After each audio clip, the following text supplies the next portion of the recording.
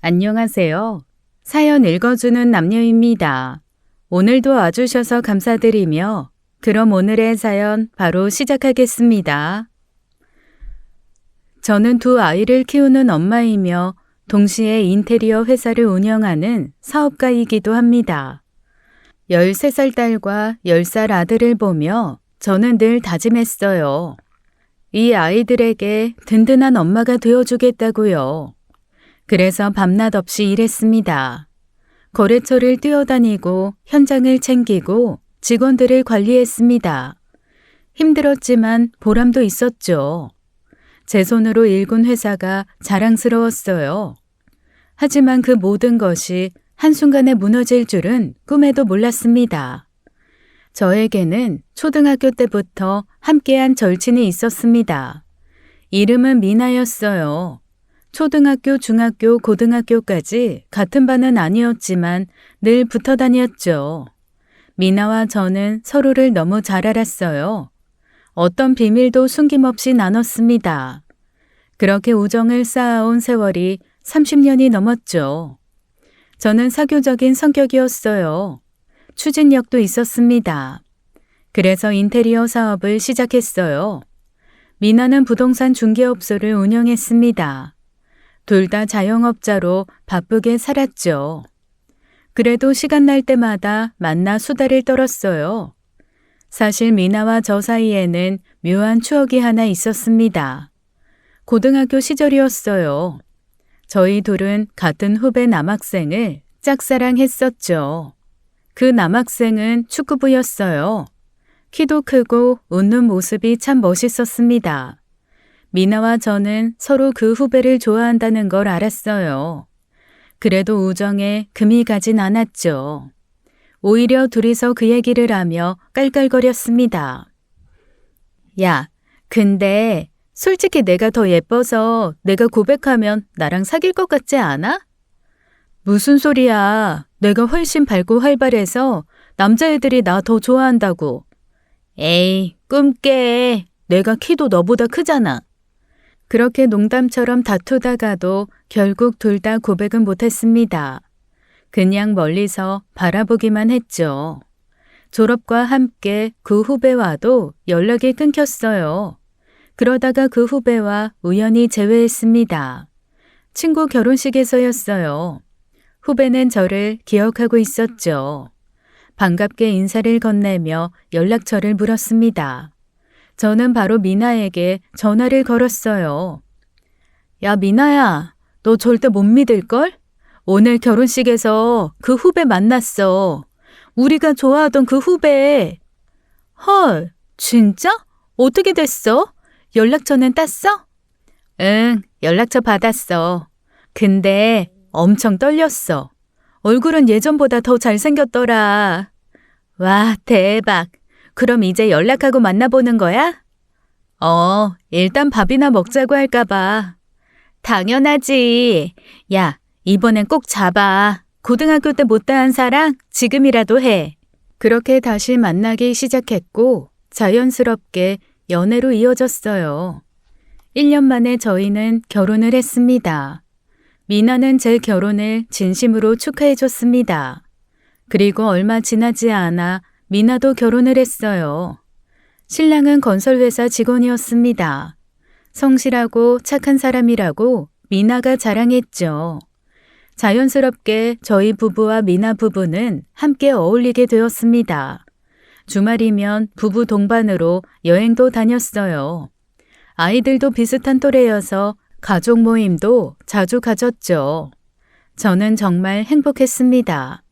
사랑하는 남편, 귀여운 아이들, 그리고 오랜 절친과의 우정까지 모든 게 완벽해 보였어요. 하지만 그 완벽함 뒤에 무엇이 숨어 있었는지 저는 전혀 몰랐습니다. 결혼 후 남편은 제 회사에서 일하게 되었습니다. 현장 관리 업무를 맡겼어요. 처음에는 정말 성실했죠. 아침 일찍 출근해서 현장을 꼼꼼히 체크했습니다. 직원들과도 잘 지냈어요. 저는 남편이 든든했습니다. 사업도 잘 되고 가정도 화목해서 행복했어요. 그런데 언제부턴가 남편이 조금씩 달라지기 시작했습니다. 처음엔 작은 변화였어요. 출근 시간이 늦어졌습니다. 현장 보고도 대충대충 했죠. 저는 그냥 피곤한가 보다 생각했어요. 하지만 문제는 그게 아니었습니다. 회사를 확장하기 위해 저는 은행에서 대출을 받았어요. 2천만 원이었습니다. 그 돈으로 새 현장을 준비하고 자재를 구입할 계획이었죠. 그런데 한 달 후 이상한 일이 생겼어요. 거래를 하는 세무소에서 전화가 왔어요. 법인카드 결제 내역 확인 요청이었습니다. 저는 깜짝 놀라 카드 사용 내역을 확인했어요. 그리고 경악했죠. 법인카드로 150만 원짜리 시계가 결제되어 있었습니다. 80만 원짜리 명품 벨트도 있었어요. 60만 원짜리 재킷도 보였죠. 심지어 130만 원짜리 운동화까지 있었습니다. 전부 남편이 결제한 것들이었어요. 저는 그날 밤 남편을 기다렸습니다. 남편이 집에 들어오자마자 결제 내역을 들이밀었어요. 이게 뭐야? 이거 당신이 산 거 맞아? 시계, 옷, 신발. 이거 전부 회사 돈으로 산 거야? 그래서 그게 뭐 어때서? 나도 회사 일하잖아. 현장 뛰어다니는데 옷이랑 신발 좀 사는 게 문제야? 문제지. 당연히 문제야. 지금 회사 대출금 갚아야 하는 거 몰라? 이자만 해도 한 달에 얼만데. 그리고 이런 일 외적인 부분은 결제하면 안 되는 거야. 그것도 몰라? 아, 진짜. 그렇게 따지면 나도 할 말 있어. 나도 일하는데 월급이 얼마야? 고작 300만 원이잖아. 내가 현장 관리한다고 얼마나 고생하는데. 그래도 이건 아니잖아. 회사 돈을 함부로 쓰면 어떡해. 직원들 월급도 줘야 하고 자재비도 나가야 하는데. 직원들. 너는 직원들만 생각하지 나는 생각 안 해? 그리고 우리가 같이 버는 돈인데 왜 내가 못 써? 같이 번 돈? 회사 세운 게 누군데? 지금까지 거래처 발로 뛰어다니며 구한 게 누군데? 당신은 회사 잘려서 여기 들어온 지 고작 1년이야, 1년. 야, 지금 나한테 막말하는 거야? 현장 관리가 쉬운 줄 알아? 내가 없으면 현장이 돌아가겠냐? 말다툼은 점점 격해졌습니다. 그날 이후로도 남편의 법인카드 사용은 계속되었어요. 한 달에 200~300만 원씩 썼습니다. 회사 운영비가 부족해지기 시작했어요. 저는 남편에게 몇 번이고 타이르고 화내기를 반복했죠. 하지만 남편은 듣지 않았습니다. 결국 저는 결심했어요. 남편을 불러 말했습니다. 내일부터 회사 나오지 마. 당신 더 이상 우리 회사 직원 아니야. 뭐? 지금 나보고 나가라는 거야? 그래, 나가. 법인카드도 회수할 거고 월급도 이번 달까지만 줄게. 이야, 이 여자가 진짜? 좋아. 나도 더럽다 이런 회사. 안 다녀도 돼. 너나 혼자 열심히 해봐. 남편은 문을 쾅 닫고 나갔습니다.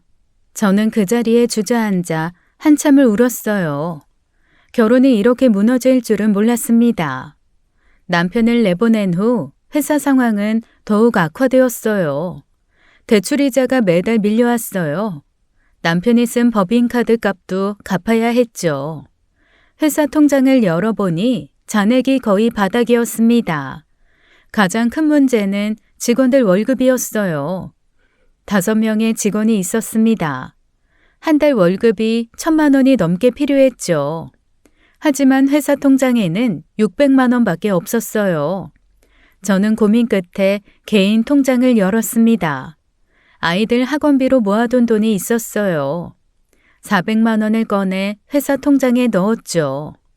그렇게 겨우 직원들 월급을 마쳤습니다.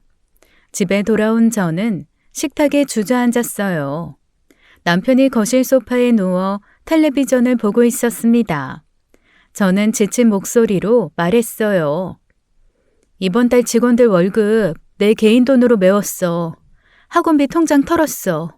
그래서 그게 내가 알 바야. 네가 회사 운영을 못해서 그런 거잖아. 뭐? 지금 무슨 소리 하는 거야? 사실이잖아. 네가 능력이 있으면 회사가 이 꼴이 되겠어? 거래처도 제대로 못 따오고. 너 때문에 회사가 이렇게 된 거잖아. 네가 법인카드로 돈을 얼마나 썼는데? 에이, 그까짓 거 몇백만 원 가지고.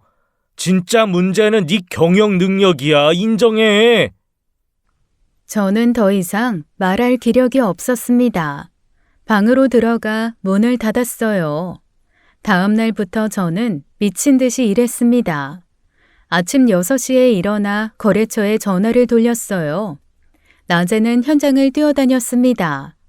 저녁에는 새 거래처를 찾아 영업을 다녔죠. 밤 11시가 넘어서야 집에 들어왔어요. 주말에도 쉬지 못했습니다. 토요일, 일요일 할 것 없이 일했어요. 몸은 점점 지쳐갔죠. 체중이 5kg이나 빠졌습니다.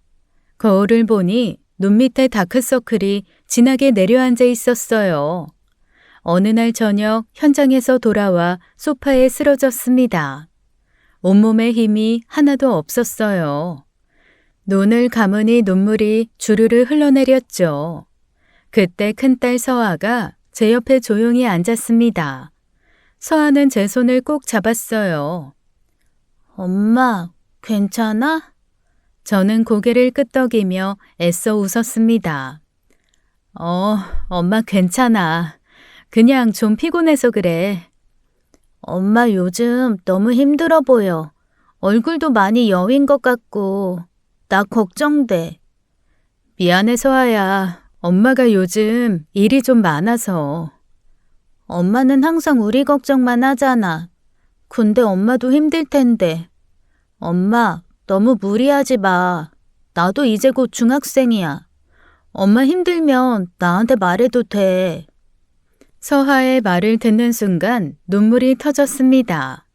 참고 또 참았던 눈물이 한꺼번에 쏟아졌어요.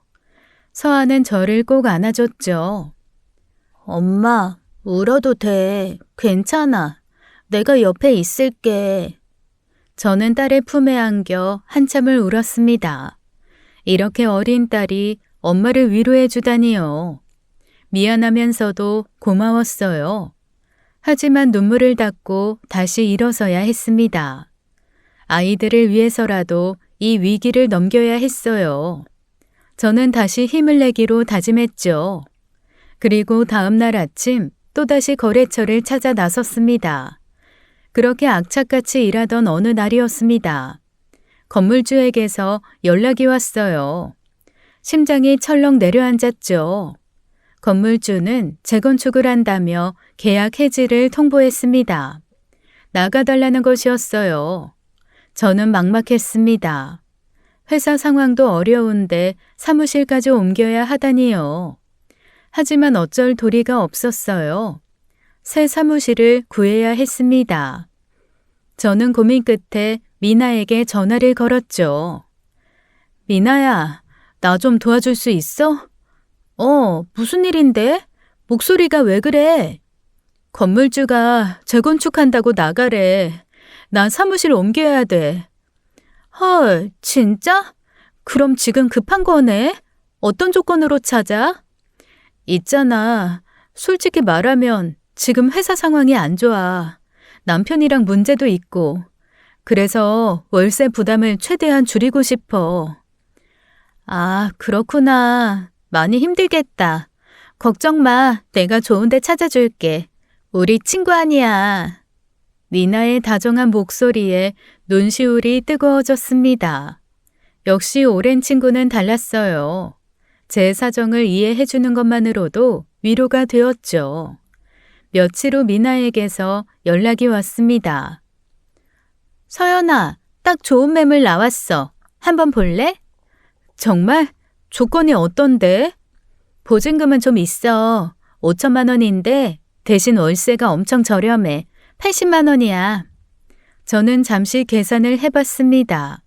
현재 사무실은 보증금 3천만 원에 월세 130만 원이었어요. 새 매물은 보증금이 2천만 원이 더 들지만 월세가 50만 원이나 싸졌죠. 월세 부담이 줄어드는 게 급선무였습니다.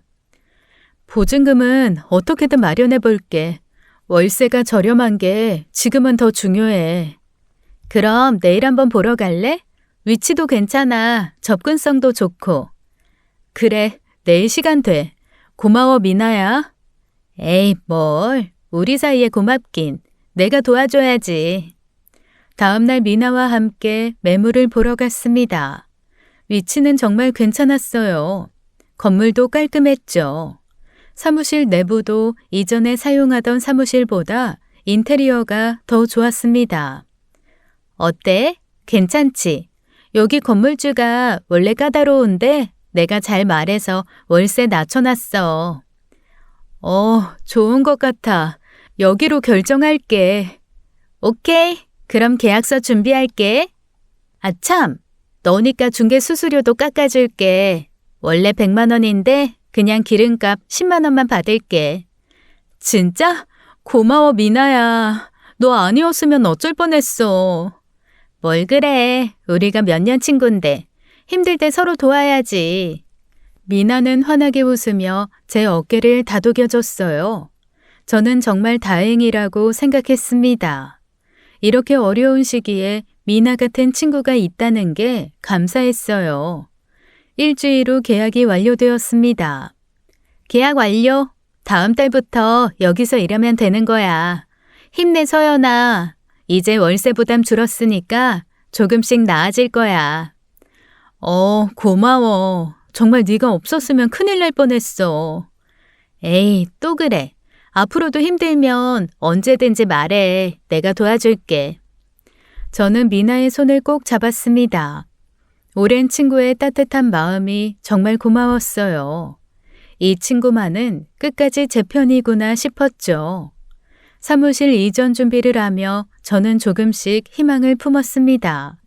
월세 부담이 줄어드니 숨통이 트이는 것 같았어요. 이제 다시 시작할 수 있을 것 같았죠. 하지만 그때의 저는 몰랐습니다. 이 모든 게 시작에 불과했다는 것을요. 어둠이었습니다. 끝없는 어둠 속에 갇혀 있었어요. 아무것도 보이지 않았죠. 아무것도 느껴지지 않았습니다. 그런데 어느 순간부터 희미하게 소리가 들리기 시작했어요. 처음에는 아주 멀리서 들려오는 것 같았습니다. 웅웅거리는 소음 같았죠. 점점 소리가 선명해졌어요. 환자 상태는 혈압 정상이고 누군가 말하는 소리였습니다. 저는 정신을 집중했어요. 소리에 귀를 기울였죠. 침대 각도 조절해 주세요. 네, 알겠습니다. 의료진의 목소리였습니다. 저는 깨달았어요. 제가 병원에 있다는 것을요. 눈을 뜨려고 했습니다. 하지만 눈꺼풀이 움직이지 않았어요. 손가락을 움직여 보려 했죠. 역시 꿈쩍도 하지 않았습니다. 몸이 전혀 제 의지대로 움직이지 않았어요. 공포가 밀려왔습니다. 제 몸이 마비된 걸까요? 그때 기억이 조각조각 떠올랐어요. 사무실이었어요. 저는 사무실에 있었죠. 계단을 내려가고 있었습니다. 그리고 계단을 굴렀죠. 머리를 심하게 부딪혔어요. 그 다음은 기억이 없었습니다. 아, 내가 사고를 당했구나. 저는 상황을 이해했습니다. 계단에서 굴러 머리를 다쳤고 지금 병원에 누워있는 것이었어요. 하지만 왜 몸을 움직일 수 없는 걸까요? 얼마나 시간이 흘렀을까요? 다시 누군가 병실에 들어오는 소리가 났습니다. 두 사람이 대화를 나누는 소리였어요. 이 환자분 차트 좀 보여주세요. 네, 여기 있습니다. 간호사의 목소리였습니다. 환자 상태는 어떤가요? 계속 같은 상태예요. 벌써 석 달째입니다. 석 달? 저는 귀를 의심했습니다. 석 달이라뇨. 의식은 아직 안 돌아왔고요. 네, 식물인간 상태로 계속 유지 중이에요. 자발 호흡은 하고 있지만 의식은 전혀 없습니다. 식물인간. 그 단어가 제 머릿속에 맴돌았어요. 저는 석 달 동안 의식을 잃고 누워 있었던 것이었습니다. 충격이었어요. 석 달이나 흘렀다니요. 그동안 아이들은 어떻게 지냈을까요? 회사는 어떻게 되었을까요? 눈물을 흘리고 싶었지만 눈물조차 나오지 않았습니다. 소리를 지르고 싶었지만 입이 열리지 않았어요. 저는 제 몸에 갇힌 죄수 같았죠. 제발 누가 좀 알아줬으면. 저는 간절히 바랐습니다. 제가 깨어났다는 것을 누군가 알아주길요. 하지만 아무도 몰랐어요. 저는 여전히 어둠 속에 홀로 있었습니다. 의료진이 병실을 나갔습니다. 다시 고요해졌어요. 저는 그 정적 속에서 혼자 생각했죠. 기억은 여전히 흐릿했습니다. 하지만 한 가지는 확실했어요. 저는 깨어났고 듣고 있고 생각하고 있다는 것이었습니다. 이제 남은 건 몸을 움직이는 것뿐이었어요. 저는 온 정신을 집중하기 시작했습니다. 손가락 하나라도 움직여야 했죠. 그래야 제가 깨어났다는 것을 알릴 수 있었어요. 시간이 얼마나 걸릴지 몰랐습니다. 하지만 포기할 수는 없었어요. 아이들을 위해서라도 다시 일어나야 했죠. 저는 어둠 속에서 싸움을 시작했습니다. 며칠이 흘렀습니다. 저는 여전히 어둠 속에 갇혀 있었어요. 들을 수만 있었죠. 움직일 수는 없었습니다. 그날도 평소처럼 고요했어요. 그런데 갑자기 병실 문이 열리는 소리가 들렸습니다. 발소리가 가까워졌어요. 누군가 제 침대 옆에 섰죠. 서연아. 그 목소리를 듣는 순간 저는 알았습니다. 미나였어요. 제 절친 미나의 목소리였죠. 서연아, 제발 깨어나. 네가 이러면 나 어떡해. 미나는 흐느끼고 있었습니다. 울음소리가 선명하게 들렸어요. 미나야, 나 깨어났어. 여기 있어. 저는 소리치고 싶었습니다. 하지만 입이 열리지 않았어요. 손을 뻗고 싶었지만 손가락 하나 움직일 수 없었죠. 서연아, 정말. 미나의 울음소리가 계속되었습니다. 저는 안타까웠어요. 미나가 저를 위해 이렇게 울고 있는데 대답도 해줄 수 없다니요. 그때였습니다. 갑자기 남자의 웃음소리가 들렸어요. 이야, 너 연기 정말 잘한다. 그 목소리 저는 알고 있었습니다. 제 남편이었어요. 미나의 울음소리가 뚝 멈췄습니다. 그리고 이어진 건 웃음이었어요. 어때? 그럴싸했지? 미나였습니다. 방금 전까지 울던 그 목소리가 이제는 웃고 있었어요. 저는 혼란스러웠습니다. 무슨 상황인지 이해할 수 없었죠. 진짜 배우 해도 되겠다. 눈물까지 다 짜내고. 당연하지. 이렇게 주기적으로 찾아와서 울어줘야 사람들이 의심을 안 하잖아. 간호사들도 보고 있고.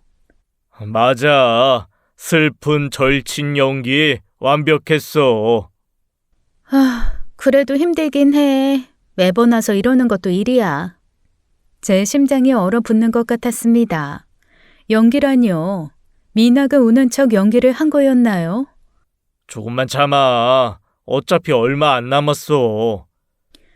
그래도 언제까지 이렇게 누워만 있는 거야. 답답해 죽겠네. 의사가 그러는데 뇌 손상이 심해서 깨어날 가능성은 거의 없대. 그냥 시간 문제래. 그럼 다행이네. 빨리 뇌사 판정 나야 할 텐데. 뇌사? 저는 귀를 의심했습니다. 미나가 제 뇌사를 바라고 있다뇨. 그러게. 그래야 보험금이랑 재산 정리가 되지. 보험금이 얼마라고 했지? 3억. 그리고 회사 자산이랑 부동산까지 합치면 12억 정도 돼. 와, 생각보다 많네. 그럼 우리 반반 나누는 거지? 당연하지. 약속했잖아. 그래. 우리 둘이 이렇게 된 것도 다 운명이었나 봐. 저는 충격에 온몸이 얼어붙었습니다. 둘이 이렇게 됐다는 게 무슨 뜻인가요? 처음에는 그냥 재미로 시작했는데 이렇게 진지해질 줄 몰랐어. 나도. 근데 이제 와서 후회는 없어. 우리 앞으로 잘 살면 되지. 그럼 서연이 보험금이랑 재산 정리되면 우리 새 출발하는 거야. 와, 생각만 해도 설레는데? 그 돈으로 우리 해외로 나갈까? 좋지. 뭐 애들만 정리되면. 애들은 어른들한테 맡기면 되잖아. 어차피 네가 양육권 가지는 거고. 그래야지. 근데 서연이 2년이 언제까지 이러고 있을 거야. 슬슬 짜증나네. 병원비는 병원비대로 잡아먹고 얘 완전 돈 먹는 하마야. 그냥 빨리 좀 죽지. 그러게 말이야. 아무튼 나 이제 갈게. 다음 주에 또 올라올게. 그래. 연기 또 부탁해. 당연하지. 나 연기 잘하잖아. 두 사람의 발소리가 멀어졌습니다. 병실 문이 닫혔어요. 다시 고요해졌죠. 저는 무너졌습니다. 남편과 미나가 내연관계였다니요. 둘이 제 재산을 노리고 있었다니요. 미나의 눈물이 전부 거짓이었다니요. 그 둘은 제가 죽기를 바라고 있었습니다. 보험금을 타기 위해서요. 새 출발을 하기 위해서요. 소리내어 울고 싶었지만 목소리가 나오지 않았죠. 저는 속으로 울었습니다. 가슴이 찢어지는 것 같았어요. 믿었던 사람들에게 배신당한 고통이 온몸을 짓눌렀죠. 분노가 치밀어 올랐습니다. 동시에 절망이 밀려왔어요. 몸은 여전히 움직이지 않았습니다. 그날 이후 저는 달라졌어요. 더 이상 절망하지 않았어요. 분노와 복수심이 저를 지탱했죠. 반드시 살아남는다. 깨어나서 복수한다. 저는 매 순간 이것만 생각했습니다. 온 정신을 집중했어요. 손가락을 움직이려 했죠. 처음에는 아무 일도 일어나지 않았습니다. 아무리 집중해도 손가락은 꿈쩍도 하지 않았어요. 하지만 포기하지 않았죠. 매일 매시간 시도했습니다. 움직여라, 움직여. 마음속으로 수없이 되뇌었어요. 그렇게 며칠이 흘렀을까요? 어느 날 느낌이 왔습니다. 손가락 끝이 미세하게 떨리는 것 같았어요. 저는 희망을 느꼈습니다. 더 집중했어요. 다시 한번 손가락에 힘을 줬죠. 떨렸습니다. 분명히 떨렸어요. 아주 작은 움직임이었지만 확실했죠. 저는 멈추지 않았습니다. 계속 연습했어요. 손가락, 손목, 팔꿈치까지요. 며칠 후에는 눈꺼풀에 집중했습니다. 눈을 뜨고 싶었어요. 세상을 보고 싶었죠. 뜨자, 눈을 뜨자. 온 힘을 다해 눈꺼풀에 집중했습니다. 처음엔 역시 움직이지 않았어요. 하지만 계속 시도했죠. 그리고 드디어 눈꺼풀이 움직였습니다. 감았다가 떴어요. 다시 감았다가 또 떴죠. 빛이 들어왔습니다. 흐릿했지만 천장이 보였어요. 눈물이 날 것 같았죠. 저는 해냈습니다. 눈을 뜰 수 있게 된 것이었어요. 그날도 여느 때처럼 누군가 병실에 들어왔습니다. 발소리가 가벼웠어요. 향기가 났죠. 언니, 여동생이었습니다. 제 동생 지연이었어요. 동생은 제 침대 옆에 앉았습니다. 따뜻한 물수건으로 제 얼굴을 닦아줬어요. 손과 발도 정성스럽게 닦았죠. 언니, 오늘은 날씨가 정말 좋아. 하늘이 엄청 파래. 동생은 혼잣말을 이어갔습니다. 언니가 좋아하는 유튜브 영상 가져왔어. 같이 볼까? 휴대폰에서 영상 소리가 들렸어요. 요리 프로그램이었습니다. 제가 좋아하던 채널이었죠. 이거 봐. 언니, 오늘은 파스타 만드는 거야. 언니 파스타 좋아했잖아. 동생의 목소리는 따뜻했습니다. 정성이 느껴졌어요. 저는 감동했죠. 그때 병실 문이 벌컥 열렸습니다. 남편이었어요. 뭐 하는 거야? 아, 형부, 언니한테 영상 보여주고 있었어요. 에휴, 식말 인간한테 왜 그런 거래? 보이지도 않고 들리지도 않는데. 그래도 혹시 몰라요. 언니가 듣고 있을지도 모르잖아요. 듣긴 뭘 들어. 의사가 뭐래? 의식 없다잖아. 저는 언니가 다 듣고 있다고 믿어요. 그리고 언젠가 깨어날 거라고도 믿고요. 남편은 코웃음을 쳤습니다. 아유, 꿈깨. 네 언니 이제 못 깨어나. 의사도 희망 없다고 했어. 형부 말이 좀 그렇네요. 희망이 없다뇨. 듣기 거북하네요. 그래도 저는 포기 안 해요. 언니는 강한 사람이에요. 꼭 돌아올 거예요. 남편은 투덜거리며 병실을 나갔습니다. 발소리가 멀어졌어요. 동생은 한숨을 쉬었습니다. 언니, 형부가 원래 저러지 않았는데 요즘 왜 저러는지 모르겠어. 아마 형부도 지친 것 같아. 너무 속상해하지 마, 언니. 저는 속으로 비웃었습니다. 남편이 왜 그러는지 저는 알고 있었어요. 제가 빨리 죽기를 바라고 있었죠. 듣지도 못한다고? 천만의 말씀. 나는 다 듣고 있어. 다 알고 있어. 조금만 기다려. 내가 깨어나면 너희를 지옥으로 보낼 거야. 저는 복수를 다짐했습니다. 이제 동생에게 알려야 할 때였어요. 동생이 평소처럼 제 손을 잡았어요. 이야기를 시작했죠. 언니, 오늘 날씨가... 저는 눈을 떠 동생을 똑바로 바라봤습니다. 눈을 크게 떴다가 감았어요. 다시 떴다가 감았죠. 동생이 말을 멈췄습니다. 저를 봤어요. 그리고 눈이 커졌죠. 언니, 지금 눈을... 저는 다시 눈을 깜빡였습니다. 또렷하게요. 동생에게 신호를 보냈어요. 언니 깨어난 거야? 동생이 소리를 질렀습니다. 병실문 쪽으로 뛰어가려고 했어요. 의사 선생님, 간호사님! 저는 급하게 눈을 깜빡였습니다. 빠르게 여러 번요. 안 된다는 신호였어요. 동생이 멈칫했습니다. 다시 제게로 돌아왔어요. 언니, 왜 그래? 저는 또 눈을 깜빡였습니다. 천천히 2번요. 아니라는 뜻이었죠. 동생은 혼란스러워했어요. 하지만 영리한 동생이었어요. 뭔가 이유가 있다는 걸 눈치챘죠. 언니, 혹시 의사 선생님 부르면 안 되는 거야? 저는 천천히 눈을 한번 깜빡였습니다. 맞다는 신호였어요. 동생의 얼굴이 굳어졌습니다. 뭔가 심각한 상황임을 깨달은 것이었죠.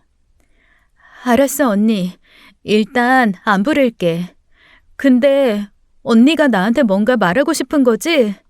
저는 다시 눈을 한번 깜빡였습니다. 동생은 잠시 생각하더니 휴대폰을 꺼냈어요. 화면을 제게 보여줬어요. 언니, 잠깐만. 내가 방법을 찾아볼게. 동생은 휴대폰을 조작했습니다. 한글 자음 모음표를 검색했어요. 화면에 큰 글씨로 나타났죠. 언니, 이렇게 할까? 내가 자음이랑 모음 가리킬 테니까 언니가 원하는 글자면 눈 한 번 깜빡여. 아니면 그냥 2번 깜빡이고. 알았지? 저는 눈을 한번 깜빡였습니다. 동생이 자음을 하나씩 가리키기 시작했습니다. 기역, 니은, 디귿. 제가 원하는 자음이 나올 때까지 기다렸어요. 니은? 저는 눈을 한번 깜빡였습니다. 니은이 맞아? 좋아. 그럼 모음은? 아, 야, 아? 저는 눈을 깜빡였습니다. 나? 니은, 나? 다음 글자. 이렇게 한 글자씩 만들어 갔습니다. 시간이 오래 걸렸어요. 하지만 포기하지 않았죠. 남편, 미나, 내연관계. 마침내 문장이 완성되었습니다. 동생의 얼굴이 새하얘졌어요. 손이 떨렸습니다. 언니, 이게 무슨 소리야? 형부랑 미나 언니가? 저는 눈을 한번 깜빡였습니다. 확실히 보여줬어요. 동생은 휴대폰을 떨어뜨릴 뻔했습니다. 그럼 형부가 언니 사고 당했는데도 미나 언니랑... 저는 다시 문장을 만들기 시작했습니다. 보험금 노림, 죽기 바람. 동생은 완전히 무너졌어요. 소리 없이 울기 시작했어요. 언니, 어떡해. 이럴 수가. 하지만 동생은 금방 정신을 차렸습니다. 눈물을 닦았어요. 단호한 표정을 지었죠. 언니, 증거가 필요해. 확실한 증거. 저는 눈을 한번 깜빡였습니다. 둘이 만나서 대화하는 거 녹음해야 돼. 그래야 법적으로 써먹을 수 있어. 저는 다시 눈을 깜빡였습니다. 동생의 생각이 제 생각과 같았어요. 언니, 내가 지금 당장 녹음기 사올게. 작은 거로. 베개 밑에 숨겨놓으면 아무도 모를 거야. 저는 동의의 신호를 보냈습니다. 그리고 언니, 형부랑 미나 언니 앞에서는 아무것도 모르는 척 해야 돼. 언니가 깨어났다는 것도 절대 들키면 안 돼. 알았지? 저는 눈을 한번 깜빡였습니다. 증거 확보할 때까지는 언니가 계속 식물인간인 척 해야 돼. 힘들겠지만 할 수 있지? 저는 확신을 담아 눈을 깜빡였습니다. 할 수 있어요. 복수를 위해서라면요.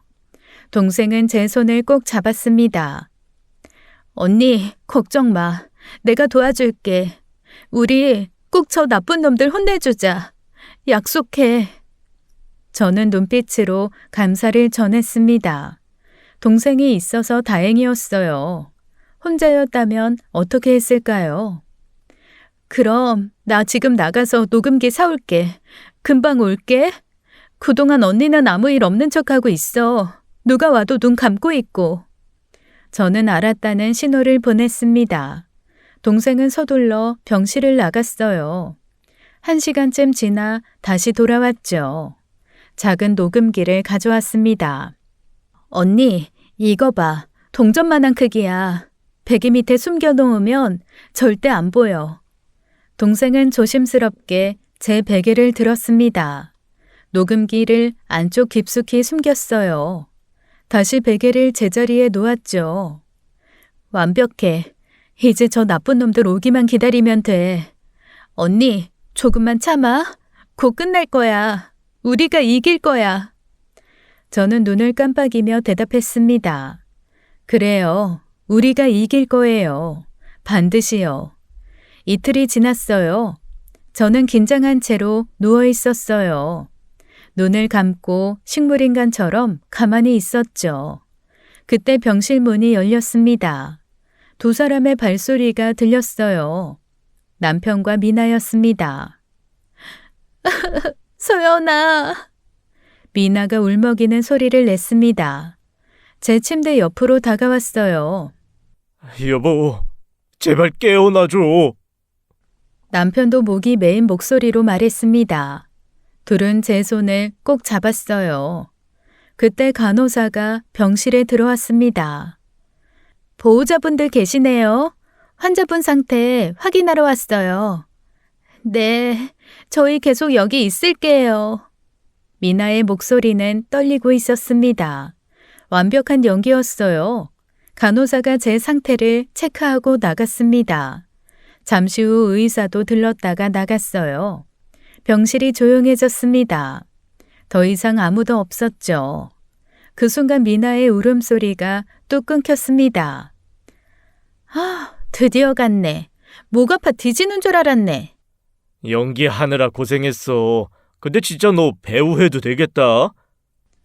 그치? 간호사 완전 속은 것 같던데? 당연하지. 네가 얼마나 슬픈 척을 잘하는데. 둘은 웃기 시작했습니다. 저는 이를 악물었어요. 속으로 분노가 치밀었죠. 그나저나 얘는 언제까지 이러고 있을 거야? 답답해 죽겠네. 의사가 뭐래? 몰라. 그런데 내가 볼 때 곧 뇌사 판정 곧 날 것 같아. 그럼 끝이야. 오, 그럼 보험금은? 뇌사 판정 나면 바로 청구 들어가. 한 달 안에 나올 거야.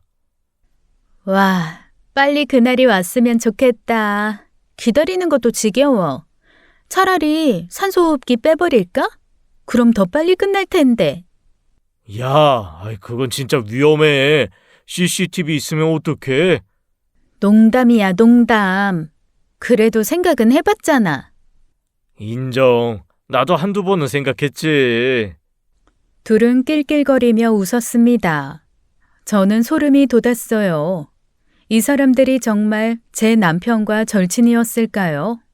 빨리 얘 뒤지고 이제 우리 새 출발만 하면 좋겠다. 당연하지. 해외로 나갈까? 아니면 국내에서 조용히 살까? 일단 보험금 나오고 생각하자. 급하게 움직이면 의심 받을 수도 있으니까. 알았어. 그럼 조금만 더 참을게. 어차피 곧 끝날 거잖아. 두 사람은 다시 한번 웃었습니다. 그리고 병실을 나갔어요. 10분쯤 지나 동생이 병실에 들어왔습니다. 조용히 다가왔어요. 언니, 나야. 저는 눈을 살짝 떴습니다. 동생에게 신호를 보냈어요. 동생은 주위를 살피더니 재빨리 베개 밑에 손을 넣었습니다. 녹음기를 꺼냈어요. 이어폰을 끼고 재생 버튼을 눌렀죠. 동생의 얼굴이 점점 굳어졌습니다. 분노로 일그러졌어요. 손이 부들부들 떨렸죠. 녹음을 다 듣고 난 동생은 이어폰을 빼고 제 귀에 속삭였습니다. 언니, 다 잡았어. 선명하게 다 녹음됐어. 저는 눈을 깜빡이며 대답했습니다. 이제 됐어요. 증거를 확보했어요. 저는 동생에게 신호를 보냈습니다. 눈을 크게 깜빡였어요. 의사를 부르라는 뜻이었죠. 알았어. 잠깐만 기다려. 동생은 병실 밖으로 나가 의료진을 불러왔습니다. 의사와 간호사가 함께 들어왔어요. 무슨 일이신가요? 선생님, 제 언니가 눈을 떴어요. 네? 정말입니까? 의사가 급히 제 침대로 다가왔습니다. 펜라이트로 제 눈을 비췄어요. 저는 천천히 눈을 떴습니다. 의사를 똑바로 바라봤죠. 그리고 입술을 움직였어요.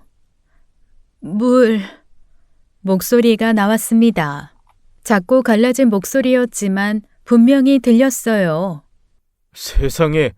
저 환자분, 제 말 들리십니까? 네. 의사는 깜짝 놀라 간호사에게 지시했습니다. 당장 신경과에 연락하고 정밀 검사 준비하세요. 네, 알겠습니다. 병실이 순식간에 분주해졌습니다. 의료진이 몰려들었어요. 믿을 수가 없네요. 정말 기적입니다. 저도 이런 경우는 처음 봐요. 저는 희미하게 웃었습니다.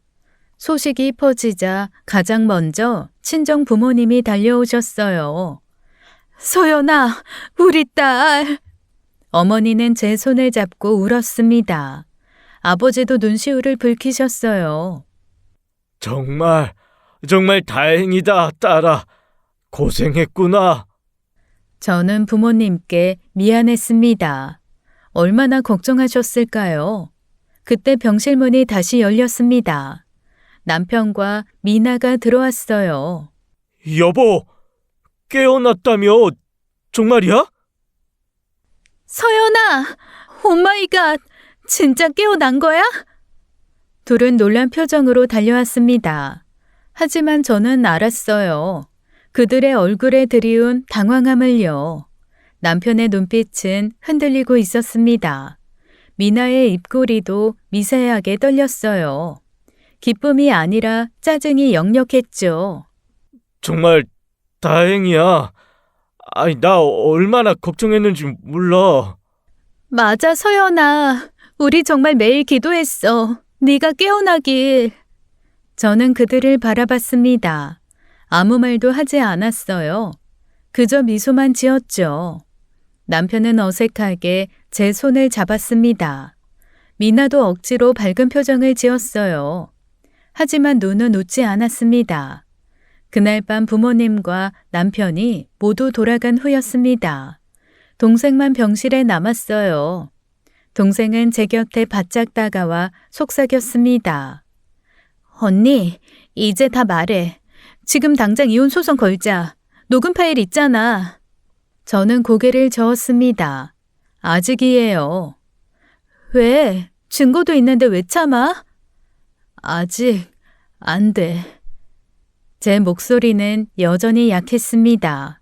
하지만 의지는 확고했어요. 몸, 먼저 회복. 언니, 완벽하게 회복하고 그 다음에. 동생은 제 뜻을 이해했습니다. 고개를 끄덕였어요. 알았어. 언니가 준비될 때까지 기다릴게. 빨리 나. 저는 다짐했습니다. 최대한 빨리 회복하겠다고요. 다음 날부터 저는 재활치료에 매달렸습니다. 재활의학과로 옮겨져 본격적인 치료가 시작됐어요. 저는 쉬지 않았습니다. 저는 이를 악물었어요. 아팠어요. 온몸이 비명을 질렀죠. 하지만 멈출 수 없었습니다. 복수하려면 완벽하게 걸어야 했어요. 말도 또렷하게 해야 했죠. 그래야 법정에 설 수 있었습니다. 한 달이 지났어요. 저는 보행기를 잡고 걸을 수 있게 되었어요. 2달이 지났습니다. 지팡이만으로 걸을 수 있게 되었죠. 3달이 지났습니다. 드디어 아무 도움 없이 걸을 수 있게 되었습니다. 말하기도 거의 정상으로 돌아왔어요. 정말 놀랍습니다. 이 정도 회복 속도는 의학 교과서에 나올 만해요. 축하드려요. 이제 퇴원 준비하셔도 될 것 같아요. 저는 거울을 봤습니다. 많이 야윈 얼굴이었어요. 하지만 눈빛은 살아있었죠. 퇴원 날짜가 잡혔습니다. 그 소식을 들은 남편은 기뻐하는 척을 했어요. 와, 정말 다행이다. 이제 집에 가는 거야? 응, 일주일 후에. 잘 됐다. 내가 집도 깨끗하게 정리해 놓을게. 너무 좋다. 저는 남편을 바라봤습니다. 그의 눈빛에는 초조함이 어려 있었어요. 저는 속으로 비웃었습니다. 일주일 후면 모든 게 끝나요. 당신 인생이 끝나는 거죠. 저는 창밖을 바라봤어요. 햇살이 눈부셨어요. 곧 새로운 시작이 기다리고 있었죠. 퇴원하는 날이었습니다. 동생이 차를 가져와 저를 태웠어요. 집으로 향했죠. 집에 도착했습니다. 현관문을 열자 아이들이 뛰어나왔어요. 엄마! 엄마! 저는 두 아이를 꽉 안았습니다. 눈물이 주르르 흘러내렸어요. 다시 아이들을 안을 수 있다는 게 믿기지 않았죠. 엄마, 보고 싶었어요. 엄마, 아이들도 울었습니다. 제 품에 안겨 한참을 울었어요. 미안해. 엄마가 너무 오래 아팠지? 이제 괜찮아. 엄마 다 나았어. 엄마, 정말 안 아파요? 진짜야. 걱정 마. 아이들을 방에 들여보내고 저는 동생에게 말했습니다. 지연아, 나 사무실 좀 가야겠어. 언니, 지금? 방금 퇴원했는데? 몸 상태 생각해. 일은 나중에 해도 돼.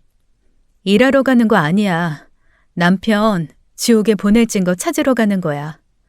동생의 눈이 커졌습니다. 언니, 혹시 사무실에 뭐가 있어? 있어. 중요한 거 있어. 같이 가자. 저는 동생과 함께 사무실로 향했습니다. 석 달 만에 보는 사무실이었어요. 문을 열고 들어갔죠. 사무실은 그대로였습니다. 먼지만 쌓여 있었어요. 언니, 여기서 뭘 찾는 건데? 잠깐만. 저는 컴퓨터로 갔습니다. 전원을 켰어요. 부팅되는 동안 저는 천장을 올려다봤죠. 작은 카메라가 보였습니다. CCTV였어요. 언니, 저게 뭐야? CCTV야. CCTV? 사무실에 그런 게 있었어? 몇 달 전에 내가 몰래 설치한 거야. 저는 컴퓨터에 접속했습니다. CCTV 프로그램을 열었어요. 저장된 파일 목록이 나타났죠. 손가락이 떨렸습니다. 저는 날짜를 하나하나 확인했어요. 있다. 저는 CCTV 파일을 확인했습니다. 다행히 잘 있었어요. 저는 그 파일을 확인하고는 다시 집으로 향했습니다. 집에 있는 아이들을 친정에 맡겼어요. 친정엄마가 걱정을 했지만 저는 금방 끝날 거라 했습니다. 이제 본격적인 복수를 시작해야 했어요. 집으로 돌아온 저는 미나 남편에게 전화를 걸었습니다. 태호 씨, 저예요. 서연이요. 서연 씨, 깨어났다면서요. 정말 다행이에요. 감사해요. 태호 씨, 혹시 지금 시간 되세요? 지금요? 나 지금 미나 사무실에 있는데요. 무슨 일이에요? 제가 태호 씨한테 꼭 보여드릴 게 있어서요. 지금 가도 될까요? 그래요? 그럼 와봐요. 미나 외근 나갔는데 연락할까요? 아니요, 하지 마세요. 금방 갈게요. 저는 서둘러 미나 사무실로 향했습니다. 심장이 빠르게 뛰었어요. 사무실에 도착했습니다. 문을 열고 들어가자 태호 씨가 반갑게 맞아줬어요. 어서 와요, 서연 씨. 앉아요. 네, 그래서 나한테 보여줄 게 뭐예요? 저는 심호흡을 했습니다. 이제 말해야 할 때였어요. 태호 씨, 미나가 제 남편이랑 바람 피워요. 뭐? 무슨 소리예요? 태호 씨는 고개를 저었습니다. 믿을 수 없다는 표정이었어요.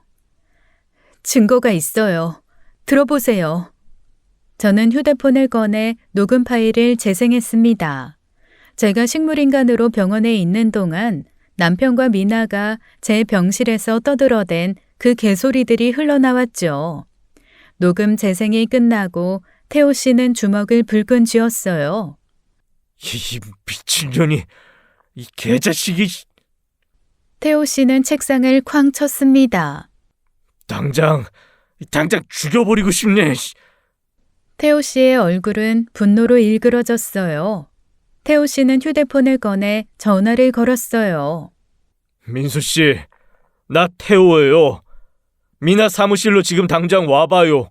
급한 일이에요, 빨리. 태호 씨는 전화를 끊고 의자에 앉았습니다. 숨을 거칠게 몰아쉬었어요. 서연 씨, 미안하지만 나가주세요. 내가 정리 좀 해야겠어요. 아니요, 저도 기다릴래요. 저는 구석 의자에 앉아 기다렸습니다. 20분쯤 지났을까요? 사무실 문이 열렸습니다. 미나가 들어왔어요. 여보, 무슨 일이야? 갑자기. 서연아. 미나는 저를 보고 당황했습니다. 잠시 후 또 문이 열렸어요. 남편이 들어왔어요. 태호 씨, 급한 일이 뭔데요? 서연아. 남편도 저를 보고 멈칫했습니다. 아무것도 모르는 두 사람이었어요. 태호 씨는 천천히 일어났습니다. 그리고 남편에게 다가갔어요. 아무 말 없이 주먹을 휘둘렀습니다. 퍽! 남편의 얼굴에 주먹이 박혔습니다. 남편은 그대로 바닥에 쓰러졌어요. 아이씨, 왜 그러세요? 이 개자식아, 왜 그러세요? 몰라서 물어? 태호 씨는 쓰러진 남편의 멱살을 잡았습니다. 다시 주먹을 날렸어요. 퍽! 퍽! 남편 코가 납작했어요. 여보, 안 돼! 왜 그래! 닥쳐! 너도 가만 안 둬! 태호 씨는 남편을 완전히 쥐어 터뜨렸습니다. 저는 천천히 일어났어요. 바닥에 쓰러진 남편을 내려다봤어요. 그리고 조용히 사무실을 나왔습니다. 뒤에서 미나의 울음소리가 들렸죠. 하지만 저는 돌아보지 않았습니다. 집으로 향했어요. 집으로 돌아온 저는 거실 소파에 앉았습니다. 시계를 바라보며 기다렸어요. 1시간이 흘렀죠. 현관문이 열렸습니다. 남편이 들어왔어요. 얼굴이 엉망이었습니다. 코피를 흘리고 있었어요.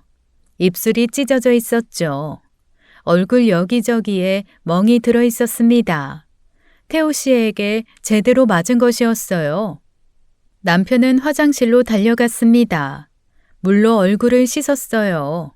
거울을 보더니 소리를 질렀죠. 젠장, 이 미친 자식이. 남편은 거실로 나왔습니다. 휴대폰을 꺼내 들었어요. 당장 고소할 거야. 경찰 부를 거야. 미친놈이 사람을 때려? 돈 많나 보네. 나 합의 절대 안 해. 남편은 길길이 날뛰었습니다. 저 미친놈 도대체 왜 저러는 거야? 저는 소파에 앉아 남편을 바라봤어요. 냉정하게 말했어요. 고소하기 전에 이혼 소송이나 하자. 남편은 멈칫했습니다. 저를 돌아봤어요. 뭐? 이혼? 응, 이혼하자. 야, 갑자기 무슨 소리야? 이혼이라니. 무슨... 미나랑 바람 피운 거 다 알아.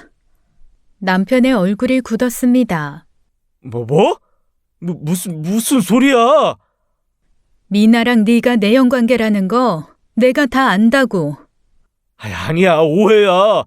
태훈 씨한테 뭔 소리를 들었는지 모르겠는데 태호 씨가 오해하는 거야. 뭔가 착각한 거야. 나랑 미나는 아무 사이도 아니야. 오해? 그래, 오해. 왜? 태호 씨가 뭐라고 했는데? 뭐라고 개소리를 한 건데? 너 아직도 모르는구나.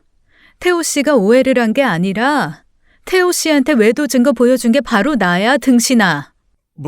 뭐라고? 내가 태호 씨한테 녹음 파일 들려줬어. 너랑 미나가 병실에서 나눈 대화. 녹음 파일? 너도 들어볼래? 저는 가방에서 녹음기를 꺼냈습니다. 재생 버튼을 눌렀어요. 남편과 미나의 목소리가 흘러나왔습니다. 야, 너 연기 정말 잘한다. 이렇게 주기적으로 찾아와서 울어줘야 사람들이 의심 안 하잖아. 보험금이 3억이라고 했지? 서연이 인연이 언제까지 이러고 있을 거야? 빨리 뇌사 판정 나면 좋겠다. 남편은 입을 벌린 채 굳어 있었습니다. 손이 부들부들 떨렸어요. 녹음이 끝났습니다. 어떡해. 병원에서 이미 오래전에 의식이 돌아왔어. 니들 대화 다 들었어. 전부 다. 저는 소리쳤습니다. 참았던 분노가 터져 나왔어요. 내가 죽기를 바랐지? 보험금 타려고. 미나랑 새 출발하려고? 서연아, 그게... 나 3달 동안 식물인간처럼 누워 있었어. 근데 너희는 내 옆에서 내가 빨리 죽기를 바라고 있었어. 남편은 뒷걸음질 쳤습니다. 얼굴이 새하얗게 질렸어요. 아니야, 그건... 아니긴 뭐가 아니야. 증거가 있고 내가 다 들었는데. 그래, 눈도 못 뜨고 움직이지도 못했지만 다 들었어. 너희가 한 말 한마디 한마디 전부 다. 서연아, 나는... 변명하지 마. 이제 넌 끝이야. 그때였습니다. 누군가 집 초인종을 눌렀습니다. 저는 바로 현관으로 향했죠. 남편은 여전히 거실 바닥에 주저앉아 있었어요. 현관문을 열었습니다. 경찰 2명이 서 있었어요. 강민수 씨 계십니까? 네, 여기 있습니다. 경찰들이 안으로 들어왔습니다. 거실에 남편을 바라봤어요. 강민수 씨 맞으십니까? 네, 맞는데요. 무슨 일이세요? 강민수 씨, 살인 미수 혐의로 긴급 체포합니다. 남편의 얼굴이 더욱 창백해졌습니다. 뭐라고요? 아이, 살인 미수? 박서연 씨를 사무실 계단에서 밀어 떨어뜨린 혐의입니다. 남편은 고개를 저었습니다. 아니에요. 그건 사고였어요. 제가 밀은 게 아니에요. CCTV 영상 확보했습니다. 증거 명확합니다. 남편은 저를 돌아봤습니다. 눈이 크게 떠졌어요. CCTV? 사무실에 CCTV가 있었어? 저는 남편을 차갑게 바라봤습니다. 네가 몰래 현금 훔쳐가는 거 잡으려고 몇 달 전에 설치했어. 서연아, 너... 내가 퇴원하고 사무실로 바로 간 이유가 그거였어. CCTV 영상 확보하려고. 넌 사무실에 CCTV가 있는 줄도 몰랐겠지. 네가 거래처에서 받은 현금을 자꾸 몰래 가져갔잖아. 그래서 내가 증거 잡으려고 카메라를 달아놨어. 영상에서 피의자가 피해자의 등을 밀어 계단에서 떨어뜨리는 장면이 선명하게 담겨 있습니다. 아니에요. 그건 실수였어요. 그건 조사 과정에서 밝혀질 겁니다. 일단 동행해 주시죠. 경찰이 남편에게 수갑을 채웠습니다. 안 돼요. 서연아, 이거 오해야. 나 정말 억울해. 나 진짜 안 그랬어. 믿어줘, 제발. 저는 아무 말도 하지 않았습니다. 그저 남편을 바라봤을 뿐이에요. 경찰들이 남편을 끌고 나갔습니다. 서연아, 이건 아니야. 나 정말 억울하다고. 남편의 목소리가 점점 멀어졌습니다. 복도를 지나 계단을 내려가는 소리가 들렸어요. 현관문이 닫혔습니다. 조용해졌죠. 저는 소파에 앉았어요. 깊게 숨을 들이쉬었습니다. 끝났습니다. 정말 끝났어요. CCTV 영상은 명확했습니다. 남편이 제 뒤에서 다가와 주위를 살피는 모습이 담겨 있었어요. 그리고 제 등을 2손으로 미는 장면도요. 저는 계단을 굴러 떨어졌고 머리를 심하게 부딪혔죠. 증거는 확실했습니다. 변명의 여지가 없었어요. 남편은 구치소에 수감되었습니다. 살인미수 혐의로 기소됐어요. 저는 그 사이 바쁘게 움직였습니다. 이혼 소송을 접수했어요. 미나에 대한 상간녀 소송도 함께 진행했죠. 변호사는 승소가 확실하다고 했습니다.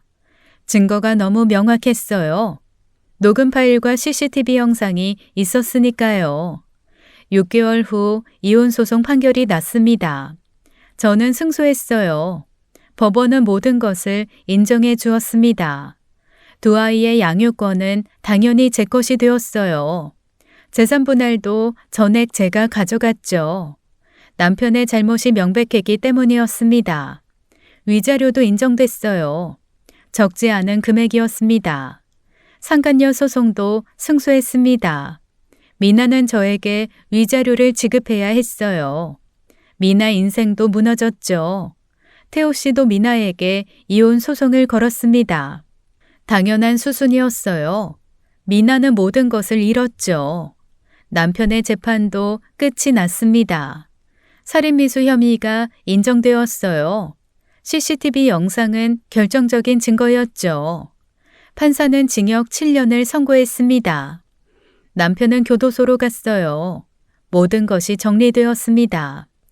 저는 이제 2 아이와 함께 새로운 삶을 살고 있어요. 회사는 천천히 다시 일으켜 세우고 있어요. 쉽지 않지만 포기하지 않았죠. 아이들은 밝게 자라고 있습니다. 서아는 이제 중학교 2학년이 되었어요. 준서는 초등학교 6학년이 되었죠. 두 아이는 아빠가 없어도 씩씩하게 지내고 있습니다. 제가 있으니까요. 저희 셋은 서로를 의지하며 살아가고 있어요. 가끔 동생이 놀러 옵니다. 함께 저녁을 먹으며 이런저런 이야기를 나누죠. 동생은 언니가 정말 대단하다고 말해요. 저는 그저 웃을 뿐입니다. 대단한 게 아니에요. 그냥 살아남은 것 뿐이죠. 배신당하고 죽을 뻔했지만 저는 이겨냈습니다. 복수도 성공했어요. 이제는 과거를 되돌아보지 않습니다. 앞만 보고 걸어가고 있어요. 이것이 제 이야기의 끝입니다. 지금까지 사연 읽어주는 남녀였습니다. 끝까지 시청해주신 여러분 감사드리며 저희는 다음 사연으로 돌아올게요. 감사합니다.